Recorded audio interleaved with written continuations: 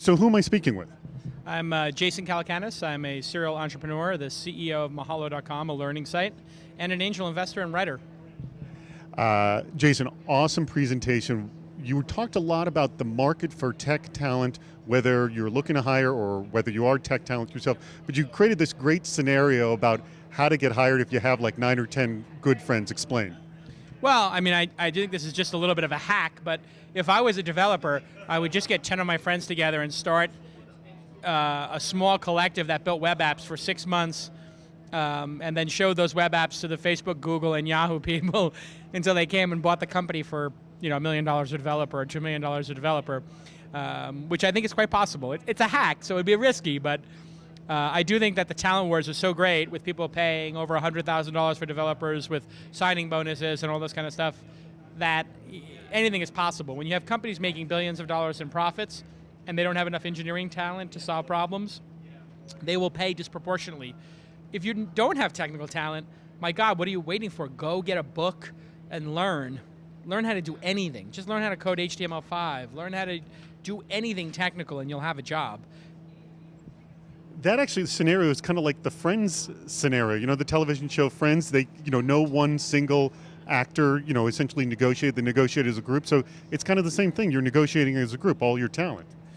It would be a good way to pool talent and negotiate as a block, vote as a block. You just basically get 10 guys together, or gals, and everybody take 10% of the company, or 20 people, everybody take 5%, or whatever it is. And yeah, it would be a pretty interesting model. I think in some ways that's what a lot of angel investors do. They find talented tech people. In a way, that's what Y Combinator does. Find 2 or 3 technical people, have them figure out a basic project to work on that solves a real problem, and TechStars does this too really well, and then get them to some proof point, and then put them out in the real world for angels, and the angels pounce, and the acquisition people start pouncing. So I think you're going to see hundreds, literally hundreds, of sub $50 million acquisitions in, just by the top dozen players.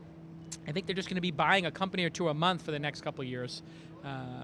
So when you were throwing those statistics, you showed some statistics of the median salary. That doesn't even take into account all these companies that are being bought, does it? No, it doesn't take that into account. It doesn't take stock options into account. And that was really IT-based startups. So they probably get, ironically, IT-based startups might pay less than consumer-facing web projects, despite the fact that IT-based companies probably have a greater chance of success. So where are you? So you essentially you have a company that you're shifting actually all into videos, kind of away from this sort of manually created search to a video platform, which actually I think is great. Where are you looking for talent? You said, forget Silicon Valley and Silicon Alley because I can't compete against Google, Zynga, Facebook, and Twitter. Yeah, I basically use my social media footprint to say, if you want to learn how to be an entrepreneur, come work for me for 2 years. I actually ask for 3 or 4, but I generally get 2 or 3. I say, come work for me for 3 or 4 years, and I'll teach you all the business stuff you need to know. And then when you leave, I'll angel invest in your company if it's something good, or maybe even join your board of advisors or your board of directors, which is actually what's starting to happen. I have people leave, pitch me on ideas, and then I angel invest in them. So it's a great way to sort of build a relationship with you, yes? Yeah, I mean, I basically say, come work for me, learn the ways of the Jedi, become a samurai, and then go lead your own samurai clan, go start your own Jedi order, and I'll help you. I'll show you how to do it. Because actually, how else can I compete with a 100-person company that doesn't have the resources of Google or Facebook?